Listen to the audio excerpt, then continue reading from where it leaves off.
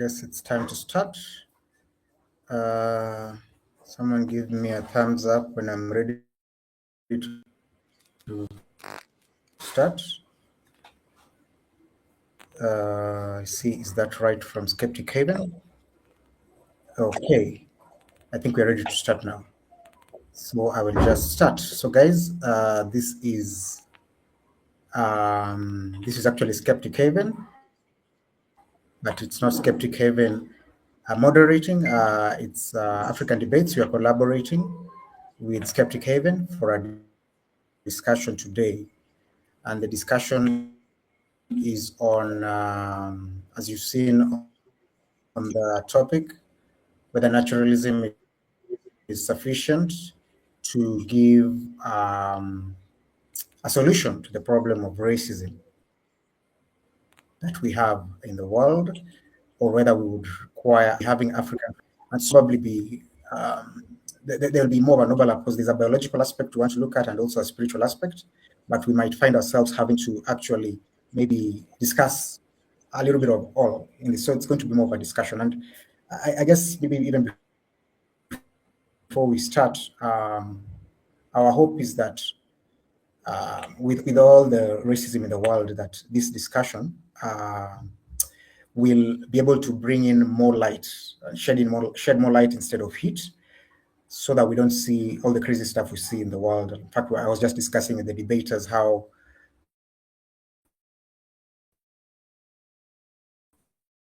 an individual who called another individual an ape. Here, there was someone in the US who got shot because someone did not believe in what they believed in. And so what I'm hoping is that such discussions will actually ensure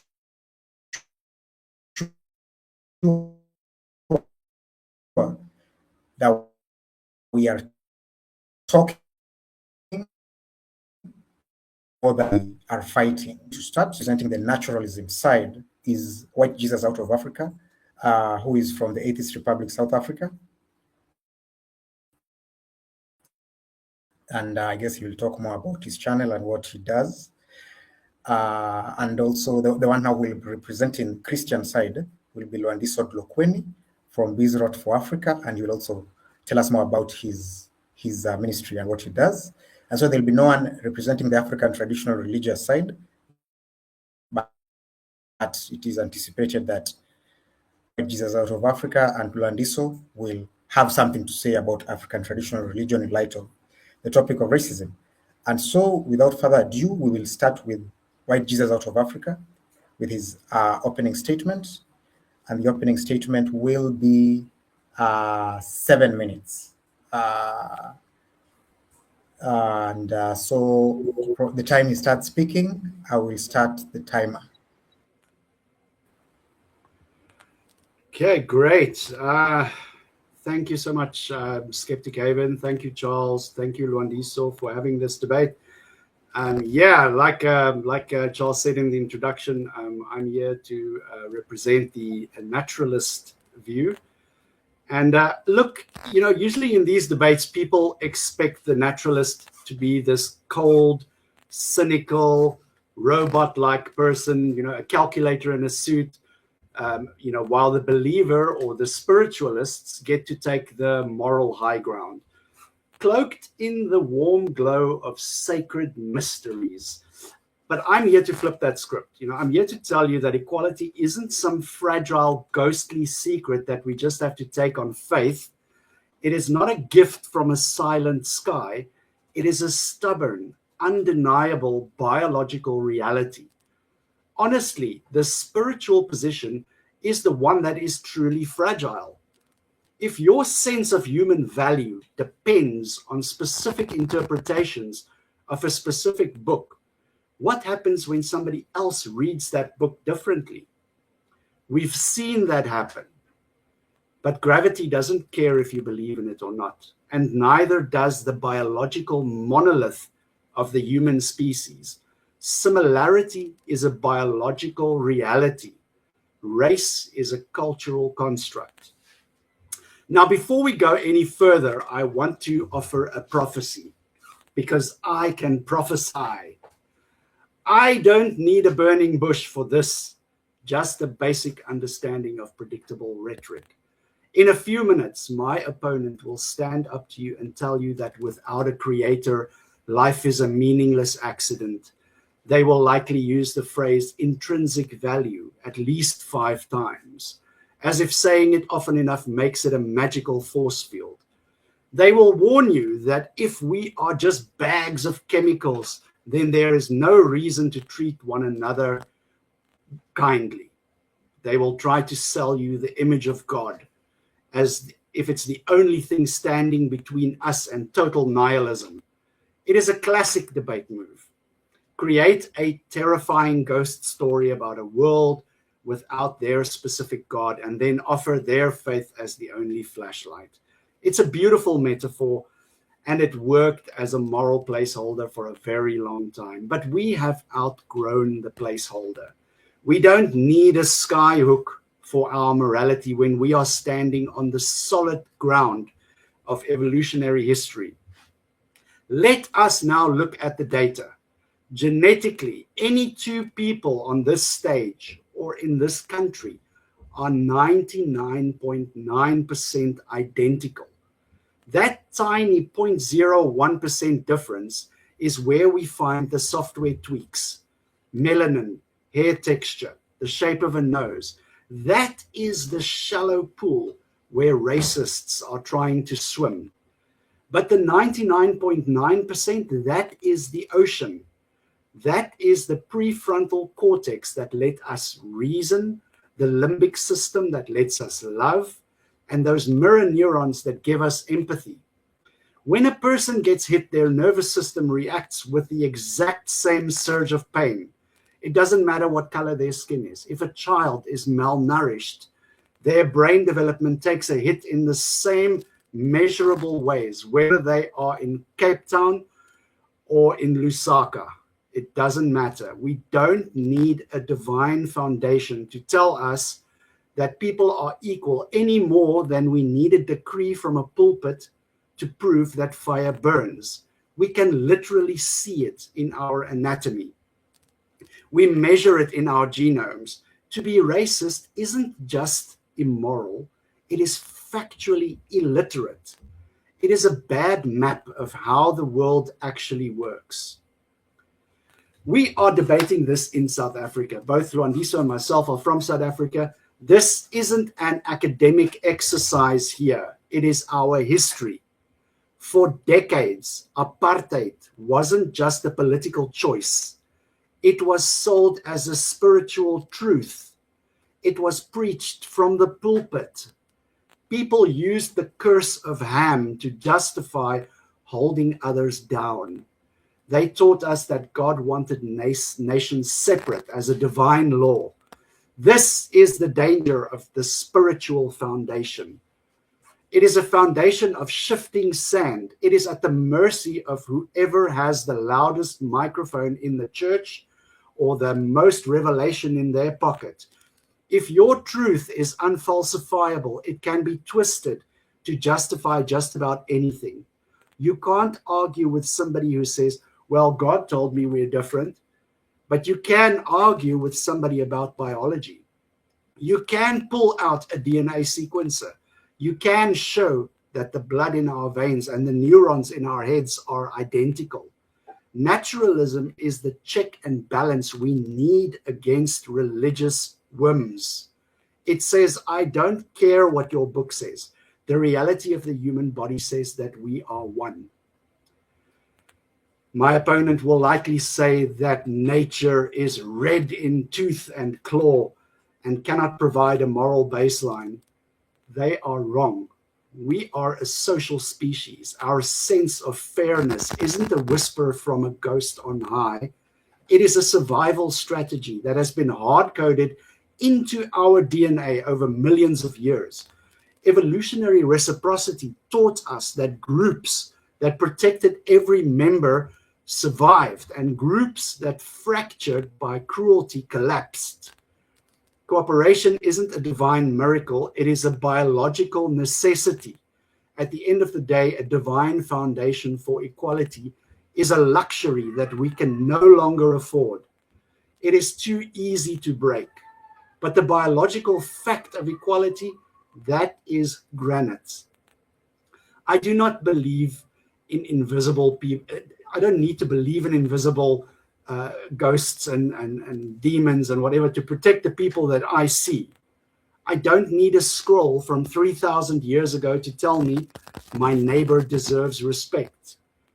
I just have to look at them. I see a creature that feels pain like I do, who's afraid of death like I am, and who possesses the same magnificent shared brain architecture.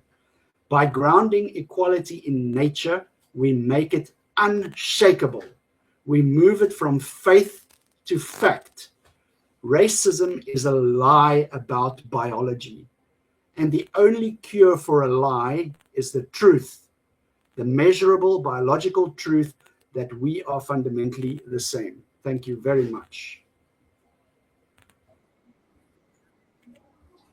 All right. Yeah, thanks a lot. Jesus out of Africa. And we've just had the naturalist perspective on the topic of racism. Will give us his opening statement on the topic. Thank you so much, Ondalo, and thank you so much to Dean as well for being willing to have this discussion. I think it's a discussion that a lot of people don't want to have.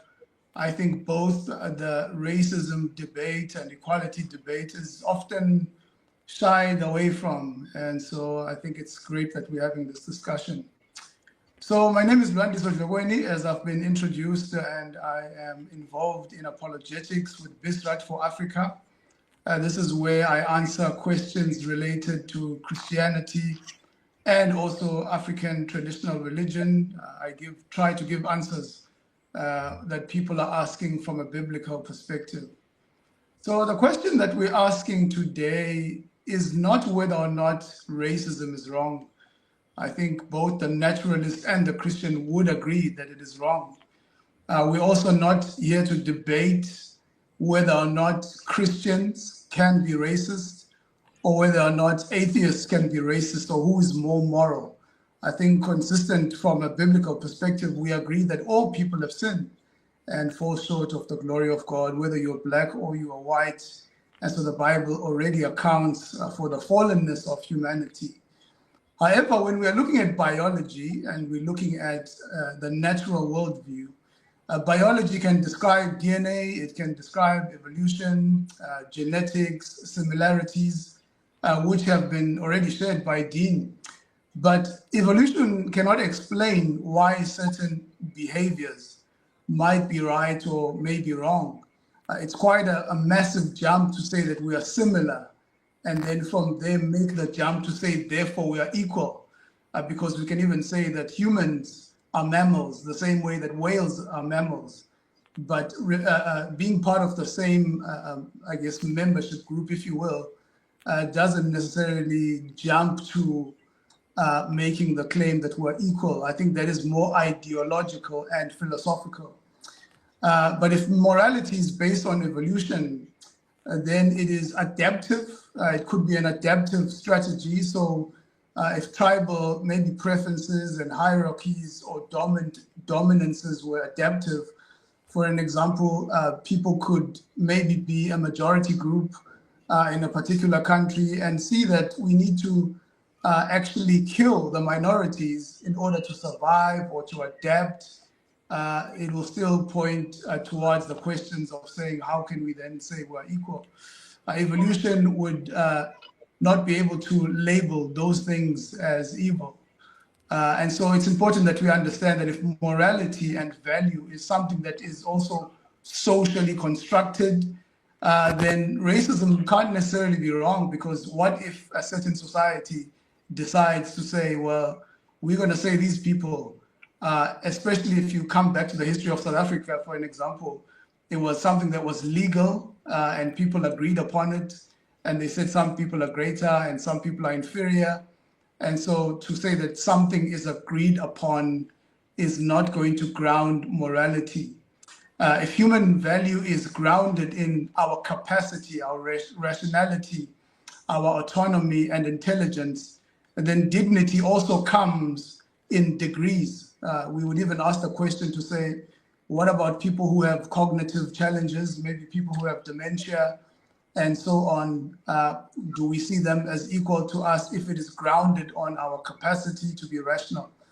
And so from even atheistic perspectives, there are some atheists who've been very honest about this discussion. For an example, Nietzsche famously declared that if God is dead, then objective moral values die with him. In other words, without God, there are no values to discover. It's only values that we create by human beings.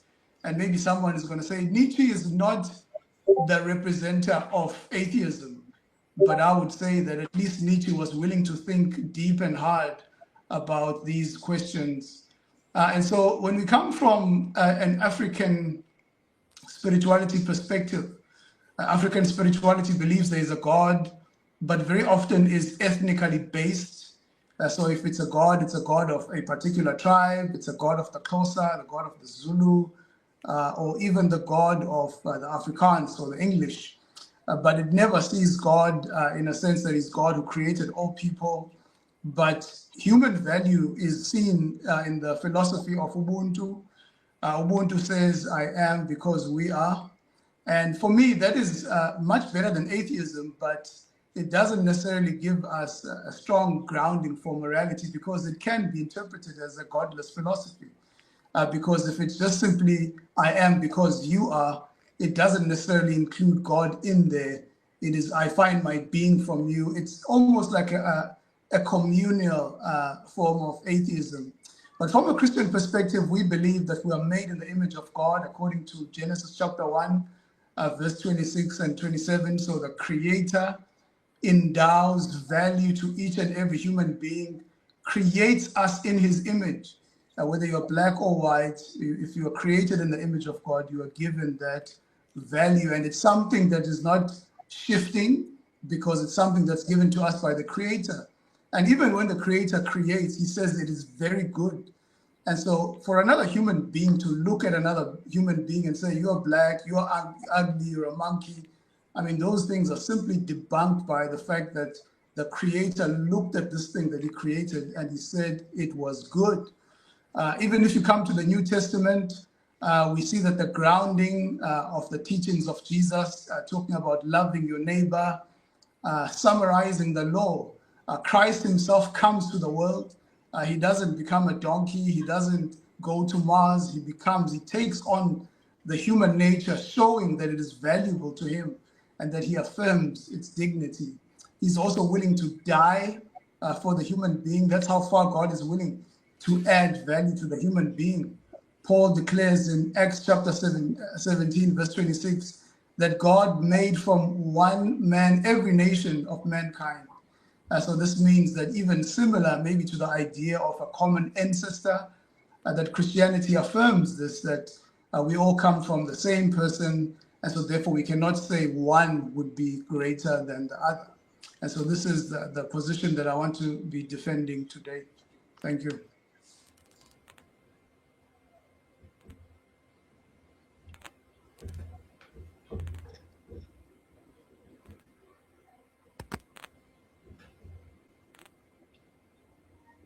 Pray for the connection, my friend. Right. Pray for the connection. Thanks a lot for. Sorry, that was my timer. And so right now we want to get into the cross-examination period, and so this will be, and we'll start with Luandiso. Luandiso. Yeah. Oh yeah. Oh, is the connection that bad actually? All right. Hopefully it will get better. Yes, we're talking about racism and whether Christianity, African traditional religion, a meaningful solution. And so we'll have 7 minutes where we start with Luandiso asking questions of Africa. So whenever Luandiso starts asking, we are hoping you'll get in as many questions and answers as possible in 7 minutes. All right. So whenever Luandiso starts asking, I start the timer. All right. I hope you can hear me, Dean. You are loud and clear. I hear you. Okay, excellent. All right. So, would you say that racism is something that is objectively wrong? In other words, it's wrong for all people in all places in society? I would, and as I stated in my opening, it is. I take that position because it is a fact of biology. Okay. You take it as a fact of biology, but what about biology makes every single human being to be equal? The fact that we are 99.9% exactly the same in our DNA and in our anatomy, that is objective. All right. So, would you agree with me that there have been people who have looked at biology, who have looked at science, and come out with completely different conclusions to the conclusions that you've made? Well, would you take the same position? I would take exactly the same position that you would take with the Mormons or the Catholics. We're looking at the same data, but they're getting it so wrong, you know. So I would encourage them to look at the data, the cold hard data that we can both look at objectively without interpretation, because your question is framed in the sense that you're not asking me about objectivity, you are asking me about someone's interpretation of objectivity. Sure. But I just wanted to find out, firstly, from the grounding perspective, because you mentioned apartheid and you mentioned the curse of Ham. Have you read where the curse of Ham comes from? And I'm trying to just show you that there's been a bit of inconsistency. First, my friend, to your side. Can I finish the question? Let me finish the question. Of course. Sorry, I thought you were done. Yeah. So if it is unfair for me to say people can interpret something differently, you would agree with me that people can also interpret, scientific data in a different way. So again, coming to the curse of Ham, you made it as if, we should see that as something that represents a Christian position. So I'm asking you, can we also say things like the curse of Ham, apartheid that was preached from the pulpit, that it can be just a misrepresentation of the curse of Ham? And that's why I asked you if you've actually read up on the curse of Ham. I'm familiar with it. Yeah, I was a Christian. I was a Christian for 35 years of my life, and a devout one. So I'm quite familiar with the theology and the reasons behind it. But again, you so are. Do you believe that there's a biblical basis of using the curse of Ham to say that black people are cursed? You should ask the Bible on that. You should. Well, I'm asking you. Based on your knowledge of the curse of Ham. I don't believe the Bible. Dean, based on your knowledge of the curse of Ham, would you say that it was justified for people during apartheid to use that as a biblical basis, based on what you know? Well, I mean, if someone believed that Christianity was true, then they could most definitely use the biblical text and support it, as the Dutch Reformed Church did for over 40 years. I'm not asking you about the Dutch Reformed Church. I'm asking you now about the actual biblical principle, because this will end our discussion. If you can just say this thing is actually supported from the Bible based on your knowledge. And the reason why I'm asking you this is because when I asked you also have to be fair. You have to be fair in a sense that you are asking somebody to have a discussion on the ins and outs of biblical texts. I don't care. I don't care what the Bible says. But if you're going to critique the Bible. Yes, because there's something wrong with it. I'm very. Yeah, but you can't critique it based on ignorance. I need a degree. I need a degree in theology to be able to say the Bible is a load of horseshit. Dean, you said to me that you were a Christian for 30 years. Now I'm asking you, 38 based years. on what you know, Dean, based on what you know about the curse of Ham, 38 is years. this something that is valid that we could use in justifying apartheid based on the curse of Ham? I don't think I'm just so. trying to. I don't think Sorry? so, but I was told that Okay, from thank you. the prophet. Thank you. No, it's fine. Then if you don't think so, let me move on. Let me move on to another question then. I was So told then this if from it the is, if pulpit. you don't think so, then it's fine. I From mean, the why pulpit. continue?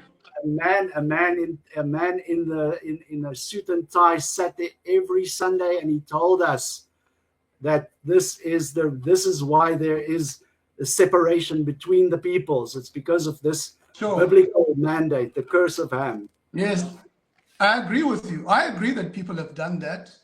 And very interesting in apartheid, and I don't want to be making a monologue, but I was getting somewhere with this thing. Yeah. Why I was asking Sorry, you is that I'm very derailing. often, Go ahead. yeah. The reason why I was pointing that out is that I think you agree with me that there's actually no biblical basis for this. Very similarly to someone who would You maybe should come ask up. the Midianites. You should ask the Midianites if they agree. Well, we're not talking about the Midianites. I think you'll have an opportunity to ask about them, but let's not try and divert from what I'm saying. So you agreed with me that there's no biblical basis, but you used it in your opening statement. But anyway, coming back again, I will be sure to remind you of all the biblical. I have a list of. You can do that in your time. You can do that in your time. Don't use my time. I have a list. You will have your time, Dean. I hope you came prepared. Dean, but is it not my time to ask? Go ahead. Yes. So then, if people can misuse the Bible, I think you will agree with me that they can also misuse biology. Like social Darwinianism, where people actually came up with the theory that some races were able to evolve faster than some races. And so therefore, these races were much better evolved, and came to conclusions that Caucasians were much superior as a race than other people. So you would agree with me that if people can do that with Christianity, it can also be done when it comes to biology, especially considering the fact that in your opening statement, you said it's not about something that is a shifting sand. It's okay, we'll concede the time. If you don't mind, I will be the first. I will be the first one to admit, yes, people are shit. People are shit.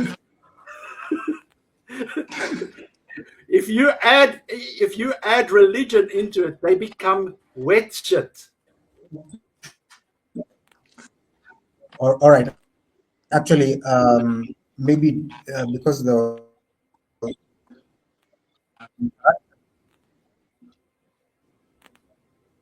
Charles, I think you should just turn off your video feed because your audio is coming through very. We hear like every second word. You're buffering very badly. So maybe just close your video feed so that we can get more bandwidth out and we can hear you.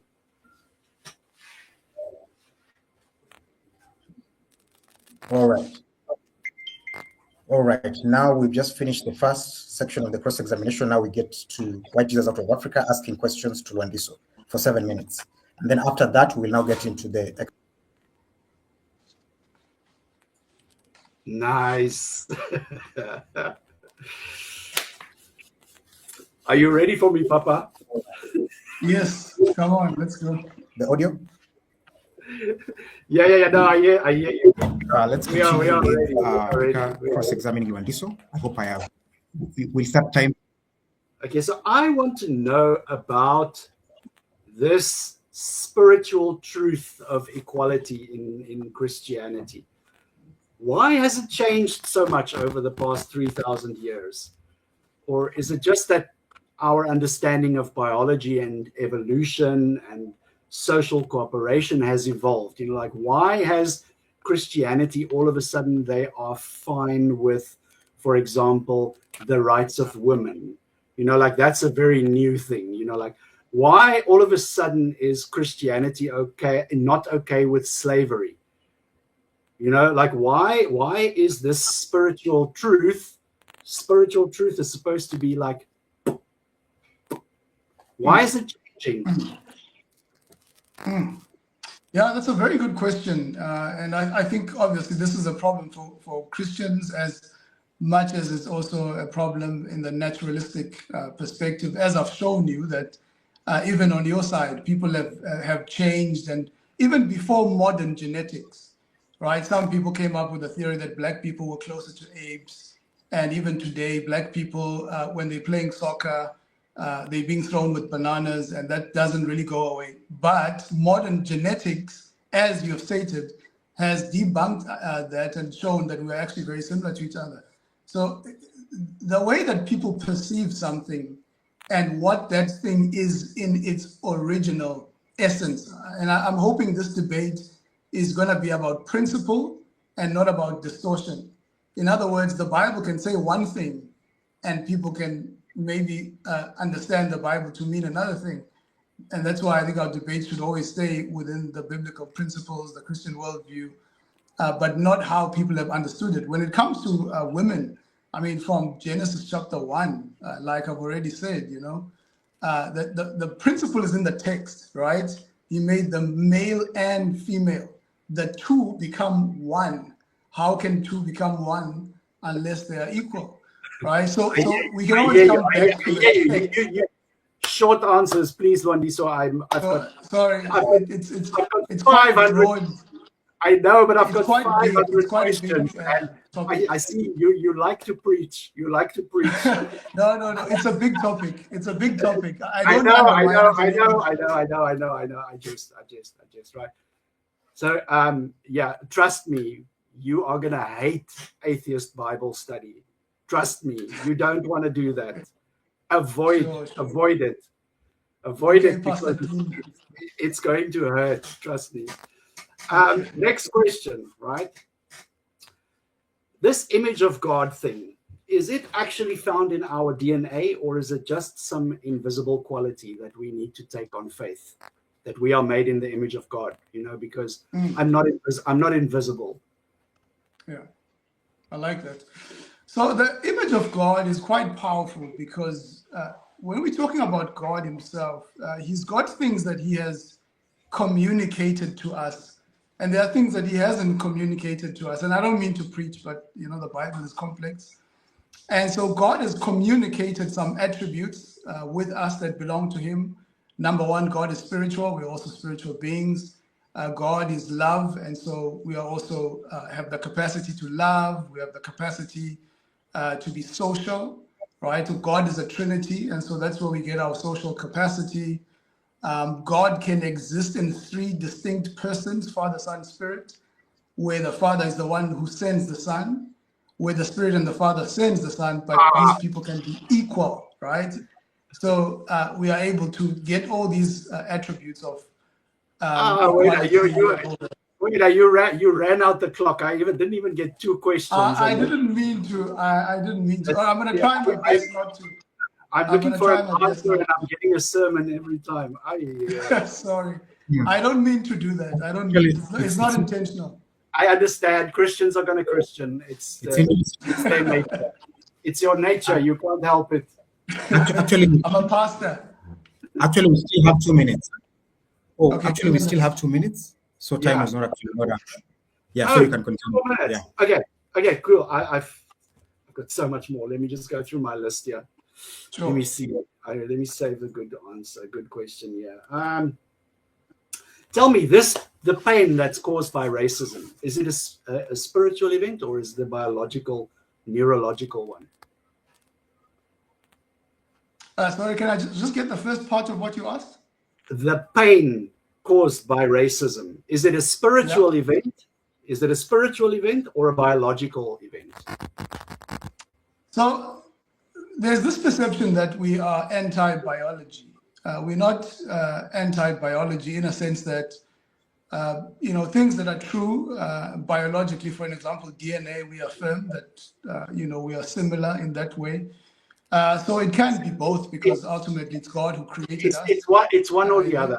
It's one or the other. Is it spiritual or biological or both? So we don't ground it. So for an example, we don't ground it in biology.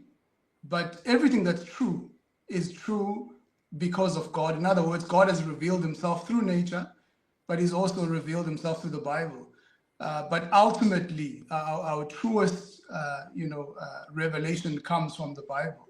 So But the fact that we're 99% similar, that's also a God truth, right? It's not exclusive to the pain, naturalists. the pain is a spiritual event then.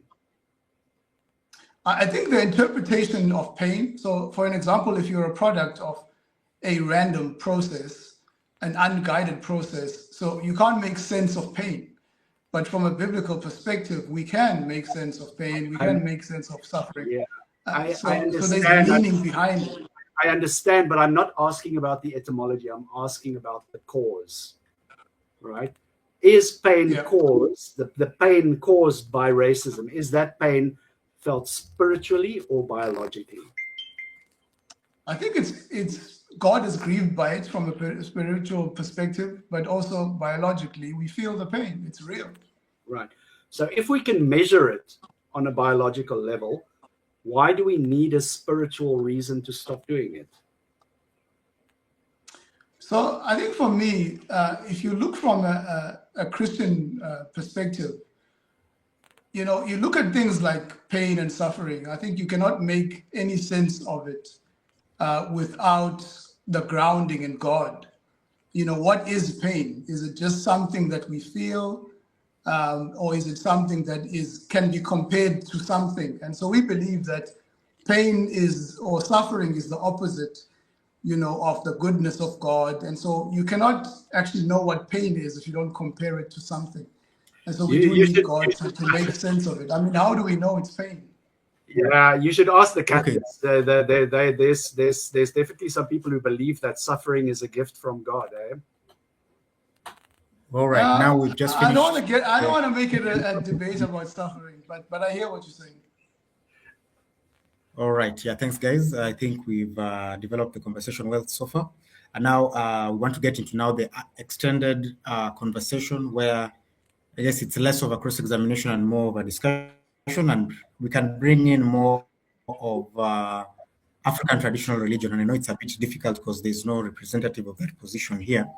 But the reason I wanted to be brought up, the reason I actually wanted to be brought up is because there is that aspect of naturalism being anti-African traditional religion, and then there's also the aspect of Christianity being anti. So like, even as we disagree with that position, I would like you, as you are continuing the discussion for the next 15 minutes, and I will not interrupt for 15 minutes, also discuss it as you discuss how Christianity and naturalism help or don't help with racism. And then also there's the aspect of there are people who don't think racism is a problem. They actually think it's good for them. So if you can also... Okay, so I will not speak for the next 15 minutes. Thank you, Charles. Let me throw the first one your way, right? So we have to ask ourselves now, here sitting in 2026, February the 15th, we have to ask ourselves the morality of Bronze Age desert nomads, right? Or the morality of 17th century settlers. Does that carry more weight than the collective knowledge that we have acquired? And especially during the last century, we have seen an exponential growth in our knowledge as a species due to the advancements of modern biology, of psychology, of science. And, it doesn't make sense. We've learned more about the human brain and social behavior in the last 50 years than any of those authors of the Bible, the Quran, the Bhagavad Gita, all of these books of mysticism could have dreamed in a lifetime. So why are we still clinging to these ancient texts as the final word on equality, when within those texts there are clear, black and white examples of inequality, misogyny, slavery, exploitation of women, the whole thing. And, we're trying to take that morality as we are navigating a modern city with a map that's coming from a satellite in the sky, and we're trying to, it doesn't make sense to me. And that's one of the big problems. I'm sorry, I'm going to stop in a second. I really want to hear your take on this, because the problem that I have with organized religion is that it does not change. It does not evolve, because if it evolves, it has to admit that there was something that it got wrong from the start. What is your take on this? Do you think that religion should change to catch up to the times? I don't even know what you mean by that, but I mean, everything that I've directed towards you in terms of where we ground human value has always come from the Bible, right? And so I'm not quite sure what you mean in terms of catching up. And I think, again, I'm coming back to the idea that we have. I have to then clarify what I mean if you're not getting it. So let's take a real example. Will you be my slave? No, I won't be a slave. I'll treat you just like the Bible says. No, I won't be a slave, because the Bible says we're both made in the image of God, and that before God there's neither slave nor free, right? Because if you want to read the Bible selectively, I think it's very interesting that the people who try to justify. Let me finish. You asked the question. You asked the question. Let me finish. So the people who try to justify slavery, right, using the Bible, it's very interesting that they only took a selective reading of the Bible that took out 70% of the Bible. And it's very interesting also that people who were slave abolitionists, people like William Wilberforce, even Frederick Douglass, a black person in America, said he hates the slave beating version of Christianity, of the slave owner. It's against the Christianity of Christ, right? And so, like I said to you earlier, I think we're going around in circles. Anybody can go to biological information and come out with a wrong conclusion based on their starting point. If you're racist and you read biology, you're going to come out with racist conclusion. You come to the Bible and read it selectively, you're going to come out with those conclusions. But what I want to hear from you, is the points that I put forward at the beginning in my opening statement, that are those not sufficient to ground, our human equality? I guess that's where the debate should be. But if you're going to take the side of the slave owners and read the Bible selectively in order to advance an agenda, then of course you're going to come out with that example, and people in the comments. You don't see that as a problem. You see that as a feature. You see that as a feature. But I already pointed to it's a bug. Dean. It's a bug. It's not a feature. It's a bug. It's a problem. Dean, I already showed you that there's a problem on your side as well. Right? People can interpret things. I'm not claiming that. Interpret things differently. I am not claiming that I'm not claiming that my evolving worldview that is open and subject to change is the word of the unalterable word of the creator of the universe. I will be the first person to admit that we get things wrong and we change as we learn. I will be the first person to admit that. Can Christianity say the same thing? Can they say, sorry guys, that slavery thing, oops, sorry, all the black people, sorry, we got it wrong, all the women, the way that you treated the women until they started fighting back, oops, sorry, obey your master. I think you're straw manning. I am obviously creating a caricature of your belief. I'm not. I definitely think that that's the case. I mean, nations historically that have been Christians have played a significant part in the development of science and all these things, even the evolution of slavery. You know what I mean? So some people got it wrong, but why don't you mention the ANC, right? The founders of the ANC who began to critique apartheid were doing it purely from a Christian perspective. And the majority evolution movement in America was purely a Christian movement. Pan-Africanism. was purely a Christian movement. Communists. So even history, right? If you Communists. want to take history selectively, you'll have the conclusions you want. If you want to take the Bible selectively, you will arrive at all the conclusions that you want to come to. But Exactly. So what is the I solution? guess So if we can take either worldview and end up with a wrong conclusion, what is your solution? I mean, it's like you asking me if somebody took a hammer and beat somebody up with a hammer, and then another person took a hammer and built a house. Do we blame the hammer or do we blame the person who used the hammer? I'm saying come back to the principles. Come back to the essence, what I put forward to you. Misrepresentation, you agreed with me. Humans are terrible people. You know, it's now we have the gospel according to Lwandiso Dlokweni, you know. What do you mean? I quoted verses from the Bible. But there are verses from the Bible. There are Christians that read the same Bible that you do that believe differently to you. How do No, you know it's because you've never engaged the Christian who's thinking about these topics, right? So no true Scotsman. The average Christian doesn't even know some of the verses you're talking about. And this is precisely because they don't draw their theology from there, right? These are fringe verses even in the Bible that you're referring to. And most of them, it sounds like a lot of them, Dean, most of them were particularly for the state of Israel. They're mostly related to Israel, right? And we had this discussion initially about why don't Christians just take every verse in the Old Testament? You know, God said to Noah, build a boat. Why shouldn't I build a boat now? You know, I mean, so we can't just apply whatever lens we want to the Bible. I mean, what hermeneutical principle are you using when you approach the Bible? You know, do you take verses that are maybe unclear and you use them to interpret the whole thing, or do you take the clear parts and interpret that which is not clear?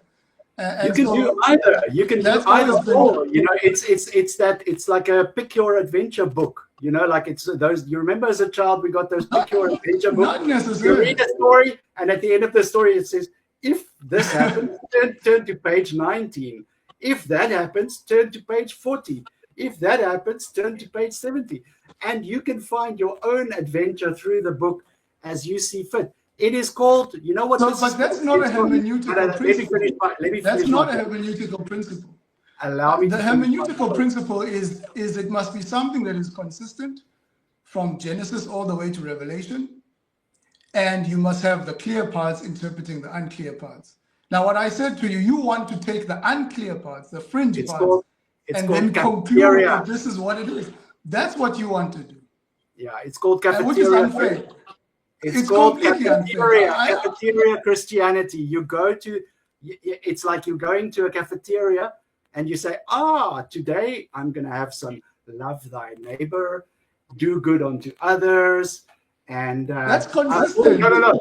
I don't have the stomach. It's a consistent message in the Bible. Jesus repeated that statement in the New Testament coming from the Bible. Allow me. Slavery. Find me one statement repeated by Christ in the statements that you made today. Executing sons, genocide, executing non-virgins, allowing grape, God causing grape, God causing. But why do you take those verses? I mean, similar to what the slave owners went to the fringe verses. Polygamy, why take those verses? Divorce only for men, adultery test for women only. But why do you take fringe verses? And I mean, I gave you a classic example. I said, interpret for me the curse of Ham. And you wouldn't go there, right? Because these things, you just take them from surface level. You probably haven't even read the curse of Ham. And that's why I asked you, can you articulate to me what happened? And is it a basis? And that shows that most of these things that people put forward, they haven't actually given themselves a chance to read them. You are basically saying, like, Dean, because you don't want to eat the whole pie full of shit, you don't know what the pie is like. You must eat the whole pie. You must eat the whole pie of shit before you can understand that shit is bad. I didn't say that, but remember, we're talking about a worldview. We're not talking about isolated verses. I need to bring you back to the question of the debate. I've got the whole worldview here broken up. in an Excel spreadsheet. But what we're debating is not isolated verses in the Bible. We're saying the whole thing put together. Failed Can prophecy, it critique? not one prophecy fulfilled, and you want to tell me this is the basis to solve? But are we having a debate about prophecy? Do you not want to debate? We're having a debate about the foundation. Is that what you want to debate? The foundation is built on lies. Dean, I understand that you're excited and you want to debate every topic. I would debate you on all these topics that you're bringing up. But what we're debating here is, can Christianity or the Christian worldview critique racism, and can atheism or naturalism or just simply biology? And that's, you need to come back there. And I know you want to have all these other, because I think it's more meaningful for people who are listening to us. I've laid out, I've already laid out to focus more the discussion on that. I've told you the principles. I've told you. I've listed our shared humanity. There's a worldview called secular humanism, completely void of religion. But that's a jump, you know. But that's a jump, because if you can I interject there, Dean? I was going to I was going to say a sentence, but you do talk a lot. Sorry. Okay, let me let you finish. Sorry, I'm also getting excited. It's fine. Finish. Yeah. No, I mean, what is naturalism, in terms of a worldview, only says that there is only the natural. There's only the natural. That is all that we have the warrant to believe and to affirm. Right? That is naturalism in a nutshell. There's no supernatural dimension. There is, there's no supernatural dimension within naturalism. So what I am saying is, there are worldviews that are compatible with naturalism that we adopt, because you can't build a worldview around a topic of naturalism. You can't build a worldview around the topic of atheism, because atheism is simply the negation of the God belief. It's not a worldview. It's just saying not that. So most atheists that I know, most humanists, adopt a worldview called secular humanism, where we believe in the intrinsic value of human beings, just for the sake of them having value. We don't attribute any unnecessary baggage or spiritual dimension to this. We understand that the natural world is all that there is. It's all that we have evidence of. We don't have evidence of any supernatural dimension. All we have is a glorified book club. We have a glorified book club and people who like history club too much. Sure. Look, Dean, there's a couple of things, and I quoted a couple of atheist guys like Nietzsche, Bertrand Russell. He was definitely a naturalist, if I could use that word. But he still acknowledged, that what the world needed was compassion. And he even said that they need Christian love. So he didn't affirm faith, but he at least recognized that without the spiritual grounding of Christianity, really there's no need for us to look upon any human being and, and sort of attribute any kind of value to them.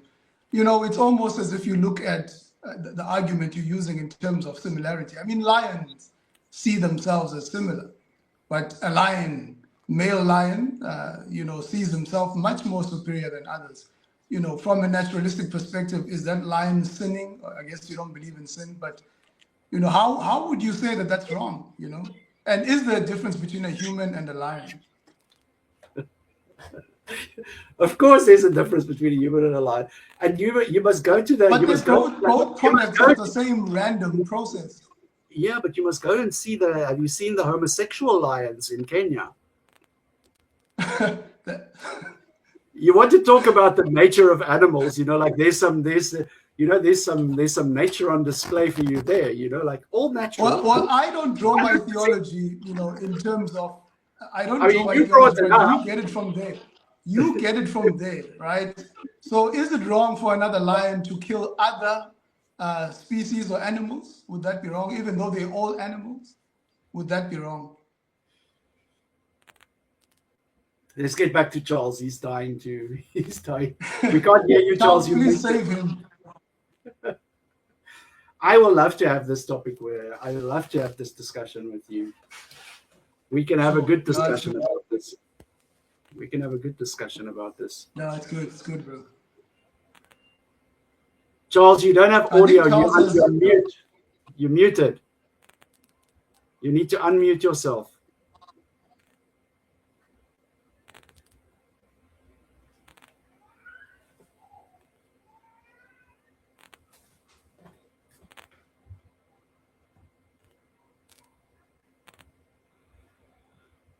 I think he's actually. Yeah, can one of the producers try to unmute him or just prompt him to unmute? I don't think he's hearing us. Let's see what Charles had in store for us next while he is. So after the 15 minutes of uninterrupted discussions, we are going to go to Q&A. So that would be from Charles. Let me just see.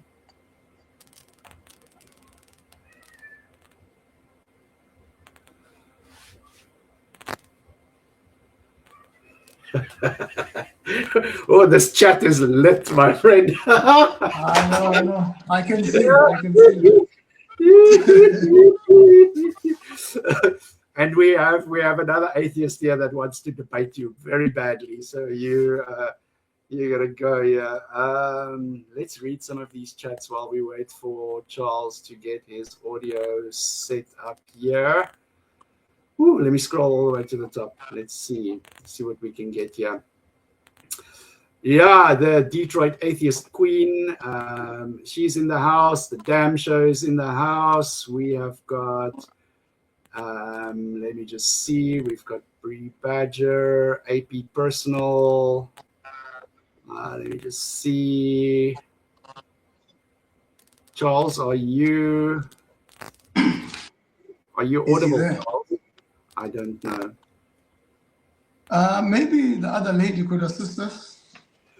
Yeah, Bree, are you available to jump in?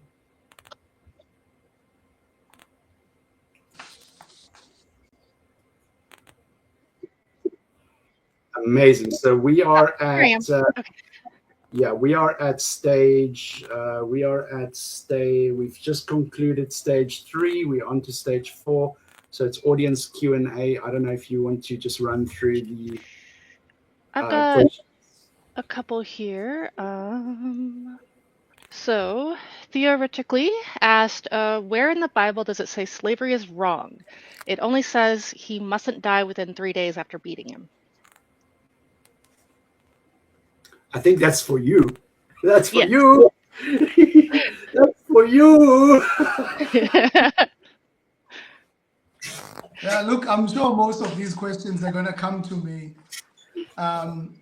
But like I said, the people who use the Bible to justify slavery had to censor 70% of the Bible.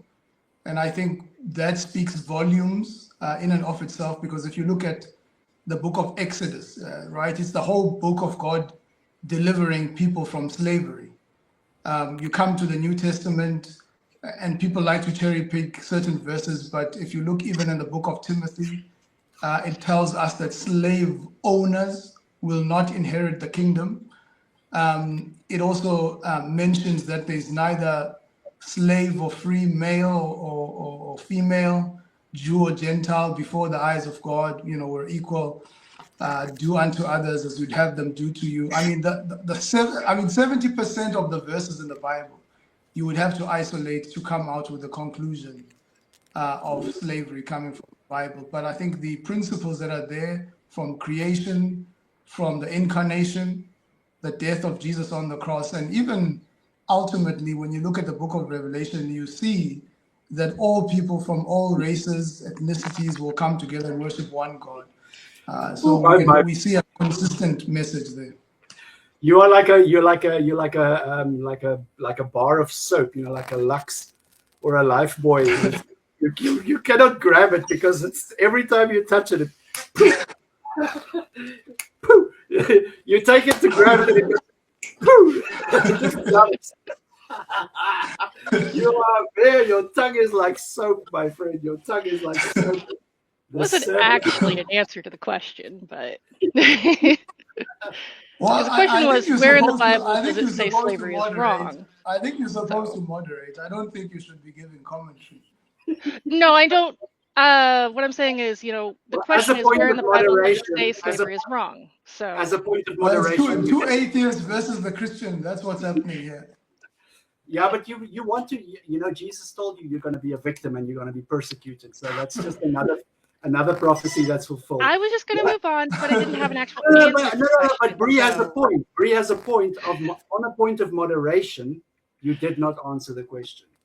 yeah, No, I don't think she should be making commentary, but I think you can respond. I think you're allowed to make a comment after me, but Yep. I'm not sure she's supposed to say She's anything. a moderator.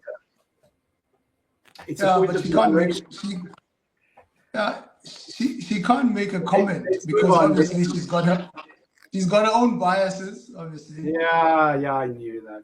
So let's move on. Let's move on. We're not going to. I'd like Alright. to debate her as well, though. If she wants. It's not a hill that anybody wants to die on. So let's just. all move right. on. I did want to, well, this was actually a comment from me, actually a question, because I wasn't planning on jumping in as moderator. But I wanted to know if you could please define grounding and why it's necessary. Well, I think something that's grounded must be based on something that doesn't change. And when we're saying morality or human value is grounded, it's grounded initially, I would say, in the nature and character of God. So, I mean, if you were to understand Christian theology, we say God is in his character, his essence, and then God acts out of that. So he commands us to love our neighbors based on his character. He commands us to do to others as we would have them do to us. So that's grounded in his nature. And so he commands his will towards us and creates us in his image based on who he is. So that's the grounding. That's one thing that doesn't shift. It's not a random evolutionary process that maybe at some point might decide that killing another race or undermining another race for the sake of survival of the fittest, which is what we see in the animal kingdom. That's never going to happen because it's grounded on something that does not change. So that's what we mean by grounding. I mean, I have to humble myself here in your superior knowledge of Scripture and ask you to please tell me why God would command the genocide of entire races of people. Okay, so number one, and if you allow me just to make 2 points. You talk a lot. I'm used to it. I don't mean to, but I mean, it's a complicated passage, so I don't treat it like go to that passage and it's easy. But what I would say is, number one, we see consistently that even Israel, when they misbehave or they sin, God still commands the other nation to invade them. I mean, when they worship the golden calf, God commanded Moses to administer judgment to them, right? So about 3,000 of them die. So again, this is not something that is maybe where God favors one race over another. And that's why if you look at the book of Genesis 15, you'll see that God talks about the sin of those people. And one of the things that they were doing was children sacrifice. And God said he was going to judge them already, Genesis chapter 15. And so when God does that, he does that to demonstrate his justice, that sin doesn't go unpunished, right? Like the sin of racism will not go unpunished with the God of the Bible. It sounds a lot like... So in a nutshell, well, let me finish. Finish already. I also want... Let me finish. Number two, because God is the giver of life, right? And he's the source of all life. Job recognizes that he gives and he takes away. And so God, through his sovereignty, the same way that in South Africa, you might have the government that says murdering people is wrong. But if a police sees that lives are in danger, he would shoot to kill a criminal to save other lives. So for something greater, God is able to do some of these things. So that would be my answer to that So- question. Might makes right. Say again? So I think Might we get to another makes question. right. Well, So I mean, that- is it wrong that's- for that's is it essentially- wrong essentially for what the you- We government? could get to another question. Is it wrong for the government to I think I'm audible shoot now, right? somebody? Yeah, Is it we wrong do. for the government to shoot somebody to save lives? Would you say that? No, was I audible? not in the defense of not in the defense of somebody's somebody's freedom or whatever, but I would just I would, But it is for I judgment. would- It's not for fun, though. I hear you, but you essentially articulated what we God made everybody. I made you, I can destroy you. Like that is the Not necessarily. Not necessarily. It just means that God has sovereign control over life on earth. So nobody says, "God, you're so terrible for exactly. giving me." Nobody says, "God, you're terrible for giving me life." But as soon as God takes life away, He can't do that. Exactly. So is that the same as saying might makes right? Not necessarily. I don't think that that's what it means. But if there is a God, right, you would agree with me that He would have the authority to do that. That's a very, very big if. I'm just help me hypothetically there. Yeah. So If I'm there is a God. saying yes. I'm saying yes, but it's a very big Yeah. if. Okay. You know, Yeah. so if God is the author of the universe, then yes, Yeah. might makes Yeah. right. Yeah. I mean, He will one day decide to say the world has come to an end, right? So can And I human don't- beings turn around and you say know- God you know- can't do that? Do you know where that saying "might makes right" comes from? No, I'm not actually familiar with it. It comes from Nazi Germany. Okay. But again, we already said that morality from a Christian perspective is not based on what human beings decide, right? It's grounded in something that doesn't change. I The hear image you. of God. Yeah. But thank you for sharing that with me. All right. I'm audible now? Yes, you are. We can hear you fine. Yeah, very sorry, guys. I do not No, know it's what fine. has been Did happening. you pray or did you sacrifice a goat? What did you do? Did you sacrifice a goat to get the pleasing smell of the burning flesh to the Lord? Why can we hear you? What happened? I think God has sovereignly done His work, it seems. But let's get to this question. The question seemed to be for Lwandiso. So unfortunately, there are no questions for White Jesus out of Africa. But there's a question here that says, all are baseless, arbitrary assertions, which can be said to be unchanging. So how do you justify a particular hierarchy of races? I'm not sure if you meant to say that there's a hierarchy, but they're asking whether you can justify a hierarchy of races.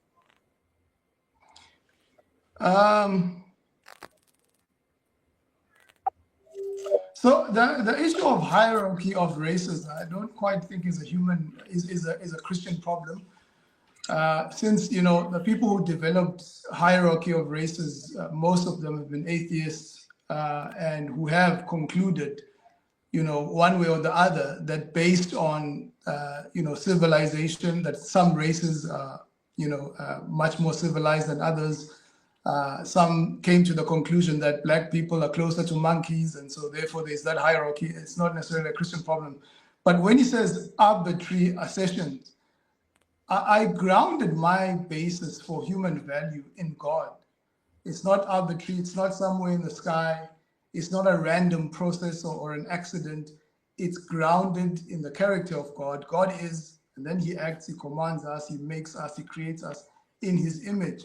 So ultimately, human value without God, is nothing but a human invention.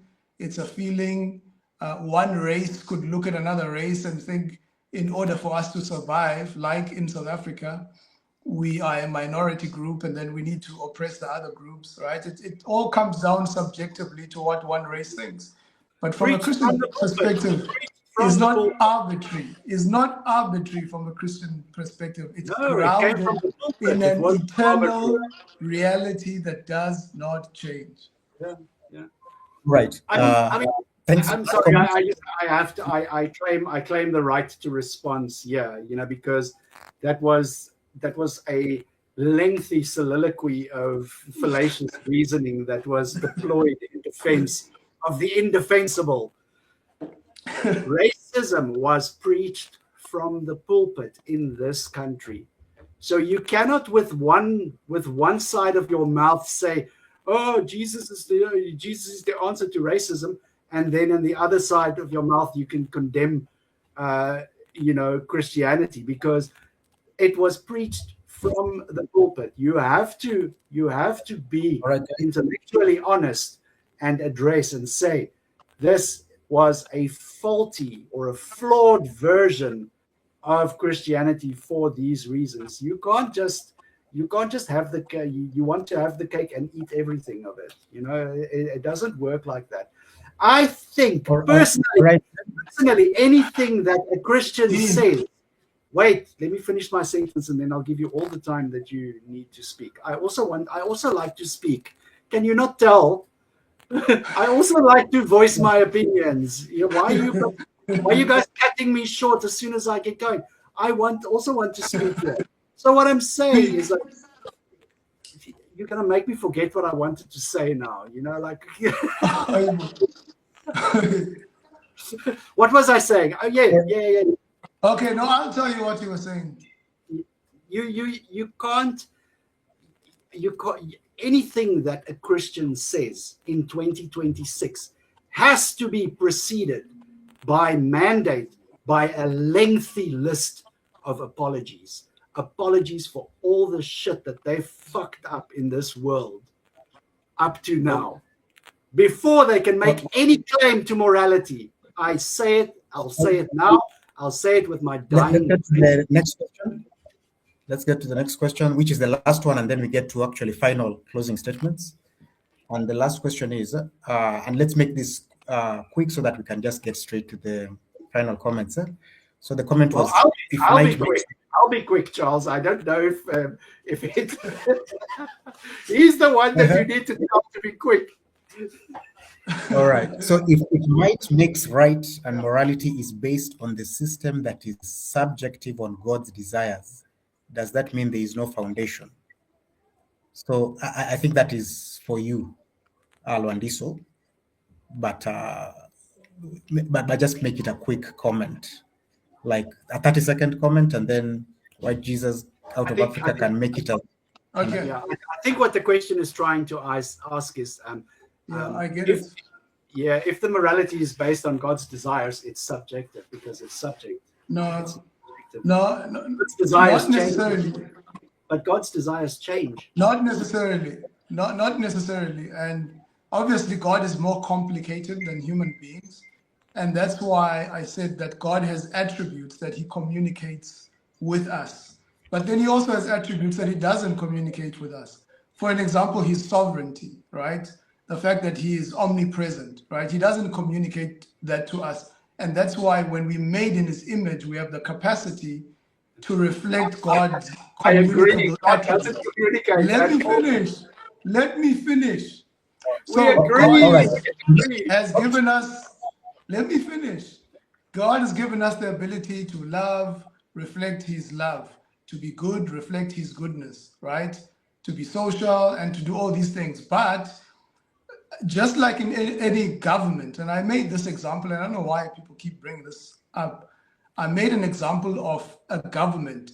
If a government says the speed limit in South Africa and a highway is 120, can a traffic police go more than 120 to catch a criminal?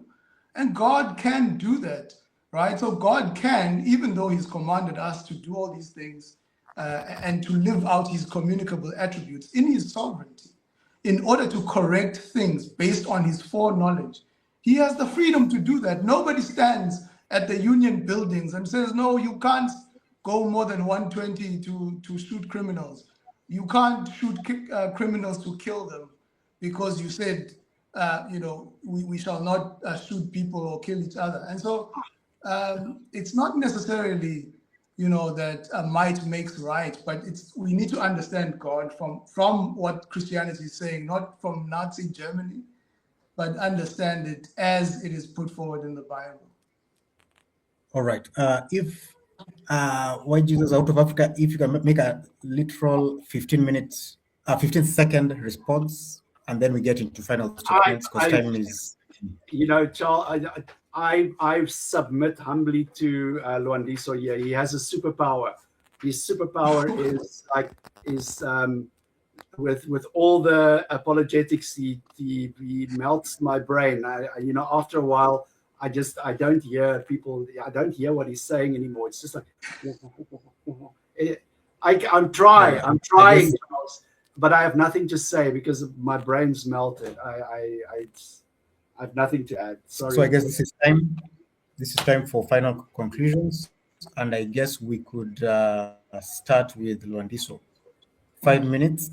So just give a summary of what you think Christianity, African traditional religion, and naturalism say on the topic, and then also you can give the best argument that White Jesus out of Africa has given that you need to consider. 5 minutes. All right, so thank you so much to I hope I was you, clear. Wandalo. Is it my turn? Yeah. Yes, you. Okay. So thank you so much to you, Wandalo, for organizing the debate, and to Dean for coming out, and for those who are watching us. So today, I think more than anything, what I heard coming out from Dean is, number one, that there have been Christians in South Africa who put forward ideas of racism, trying to justify it from the Bible. But I think a closer look at those passages, even, we can conclude that there was actually no biblical basis that could be drawn, but rather people came up with racist ideas and then took the Bible to try and validate them. And this is no different from atheists who have gone and looked at biology, who have looked at science, and also come out with racist conclusions. I think if our debate is going to be around the distortions, if it's going to be about who abused what, I think the discussion, if we keep it in the Bible, and I think the consistent message from the Bible, from Genesis to Revelation, God creates from one man, creates the whole human race. And so we are equal in God's eyes because he created us and endows us with value by creating us in his image consistently. Even when we look at Abraham, we see that God's intention, even when he chooses Israel, the end goal is to bless all nations.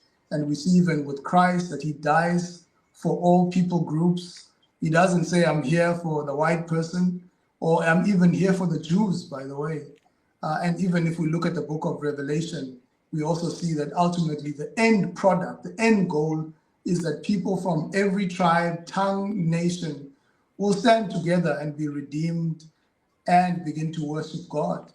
But also it's important that we state that from a biblical perspective, the God of the Bible also doesn't blink at sin, so he won't blink at racism.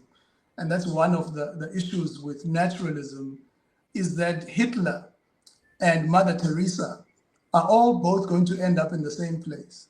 So why should it matter how they behave? How should it matter how they treat other people? Because ultimately they're just going to the dust. What about those people who abused people and got away with it? From the God of the Bible, there's no sin that will be left unpunished. And ultimately, I think for me, instead of us trying to get God to justify himself before us, why did you do that? Why did you do this? I think it's important that we understand that we need to be justified before God. What is our standing? How do we treat our neighbors, right? Because ultimately, we'd love to say racism's over there. But the Bible says we've all fall short. And I think Christianity also says the problem is not somewhere in the sky. It's not Hitler, right? It begins with the human heart, the fallenness of humanity. So Christianity gives you a comprehensive understanding, not just of human value, but even of morality. It can critique this thing to its core, right? That all of us do have a tendency towards selfishness and so on. But it's also helpful, again, to understand that there's no conflict between Christianity and science. Most of the people who have developed the scientific method, people like Newton and so on, have all come from a Christian perspective. Even people who have critiqued slavery, majority of them. I mean, we like to point to the one side, but what about Pan-Africanism, right? What about the foundation of the oldest liberation movement in South Africa, the ANC? The ANC, when it began to come together, they would meet in the church. After they've had their services, they'll meet and discuss how are they going to liberate their people. And all of them came from a Christian persuasion. They were reading the same Bible that was read by the nationalists and came to completely different conclusions. And so the question is, does the Bible stand on the side of those who see liberation in the Bible or on the side of those who see oppression? I think the consistent message is that the Bible promotes a message of equality before God, equality before the Creator, who also holds us accountable. Thank you. All right, thank you, Lwandiso. I guess we're Jesus out of Africa. You can start your 5-minute closing statements, and if you have maybe the best argument that you feel came from the other side, you can share it. What was the best argument that I made, Lwandiso? I think the 99. Yes, actually, just also say it. Can I say it?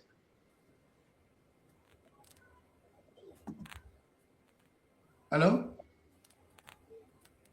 Yeah, go for it. Yes. Yeah, I think 99% DNA. Just a quick comment on it, and then. Yeah, 99% DNA shows us that we are similar. And I think that's a good starting point in discussing these things.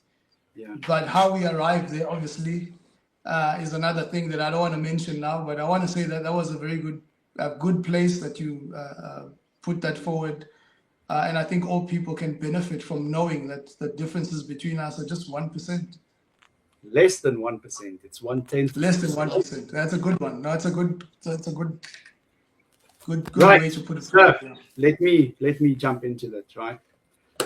And I have to, before I start this, I have to say I have absolutely nothing against Lwandiso. I think he's a great guy.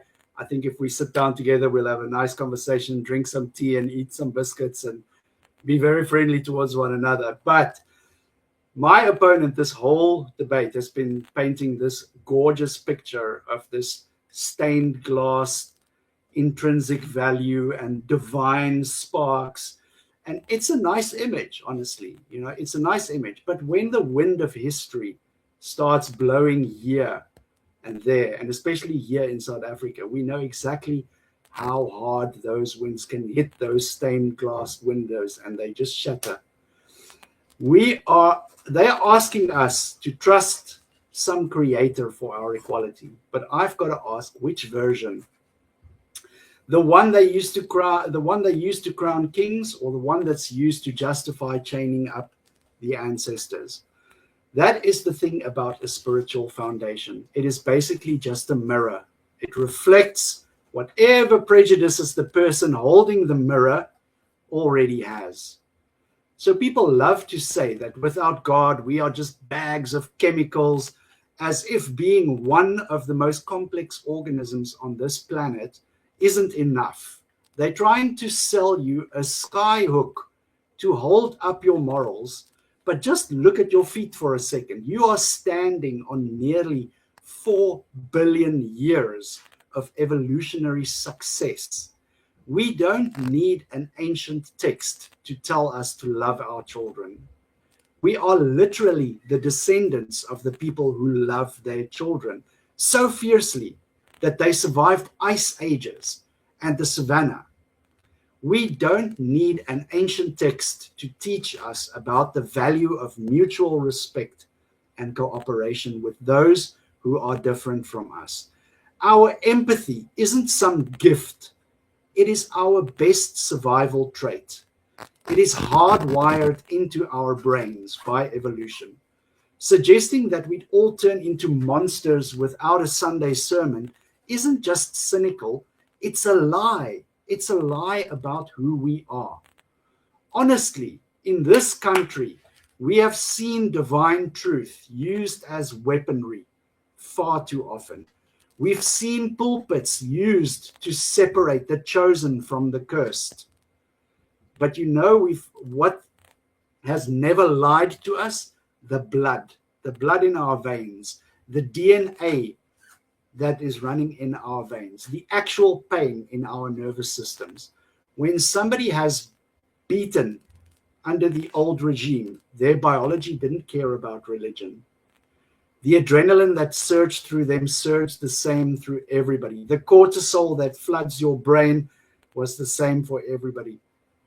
The software of human suffering is universal. If we base our equality on biology, it is a fact. No politician or priest can twist or take that away from you. My opponent offers a foundation of faith, which, let's be real, it's a noble pursuit, but ultimately it is just another way of saying, I hope this is true. I don't have evidence, but humanism offers you granite. It's there. You can test it. You can work with it. Doesn't depend on anybody's interpretation. I don't need to believe in the invisible to protect the people that I can actually see. I don't need to read a scroll that's 3,000 years old to tell me that the person next to me is my brother. I just have to look at them.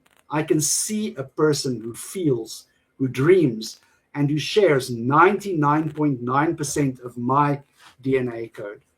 We have outgrown these moral placeholders. We don't need a divine parent to stop us from hitting one another. Oh, excuse me, I haven't talked this much in ages. Right, we are adults. To choose this stuff today is to build a house on beach sand. Racism isn't sin, it is a delusion. Racism isn't a lack of grace, it's a scientific error. Let's leave the ghosts in the past and lean into our shared, naturalistic, biological reality right now. We are one because our atoms demand it, not because a book says so. Thank you. All right. Thanks for that. I think we can call it the end. Oh, sorry for that. Let me just get rid of that. Yes. Thank you so much for organizing this, Charles. It's been a very spirited debate. I really enjoyed it. Thank you for participating. Thank you. Yeah, we must do this again.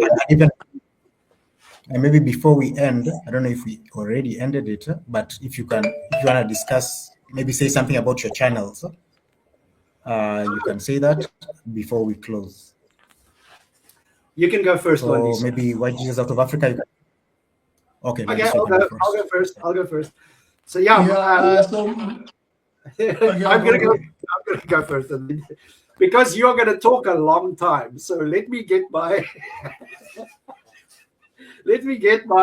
promo out, and then you can talk until tomorrow. I don't care. So yeah, my name is Dean. I am the administrator of the South African consulates of the Atheist Republic.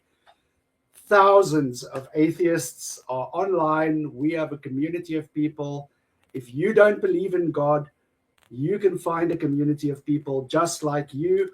Gone are the days where the church has the monopoly on people's time, on people's resources. We are mobilizing ourselves. We are forming communities. So look for us on YouTube, on Facebook. Whatever city you are watching us from, just search for Atheist Republic and the name of your city, and you will find a community of like-minded people just like you. Also, follow us on YouTube.